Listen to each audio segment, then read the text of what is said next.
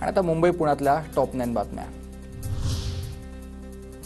CSMT, Dadar, LTT, Thane, कल्याण आणि पनवेल स्थानकावर platform ticket बंद आहेत आणि 16 मार्चपर्यंत होळीनिमित्त गर्दीची शक्यता गृहीत धरून खबरदारी घेण्यात आलेली आहे।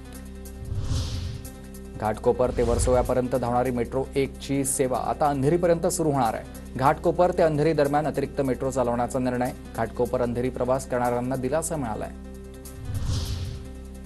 मुंबईत महिलांसंबंधी होणाऱ्या गुन्ह्यांमध्ये 2023च्या तुलनेत मोठी वाढ। 2024 मध्ये घडलेल्या गुन्ह्यांची आकडेवारी समोर आली आहे। गेल्या वर्षी महिलांसंबंधित 4789 घडलेल्या गुन्ह्यांची नोंद आणि अत्याचार, विनयभंग आणि पोक्सो कायद्याअंतर्गत मुंबईत दर दिवसाला 13 गुन्ह्यांची नोंद होते।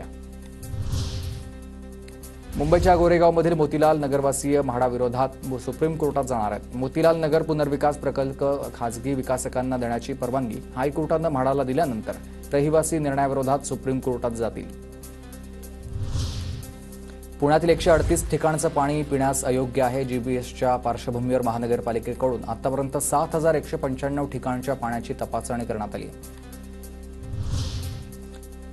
पुणे महानगरपालिका 30 ठिकाणी पर्जन्यमापक बसवणार आहे। अद्ययावत आपत्ती व्यवस्थापन विभागही सुरू करण्यात येणार आहे। गेल्या काही वर्षांपासून कमी वेळात जास्त पाऊस पडत असल्यानं महानगरपालिकेचा हा निर्णय। पुण्यातील कोरेगाव पार्कात राज्यातील सर्वाधिक तापमानाची नोंद। कोरेगाव पार्कमध्ये 39.6 अंश सेल्सिअस तापमानाची नोंद।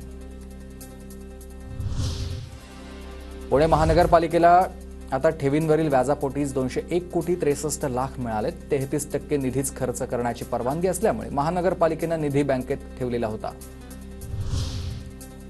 पुणे विभागामध्ये वीज बिलांपोटीचे 311,84,00,000 रुपये थकलेत। महावितरणकडून घरगुती, वाणिज्यिक आणि औद्योगिक थकबाकीदारांचा वीज पुरवठा खंडित करण्याची कारवाई सुरू झाली आहे।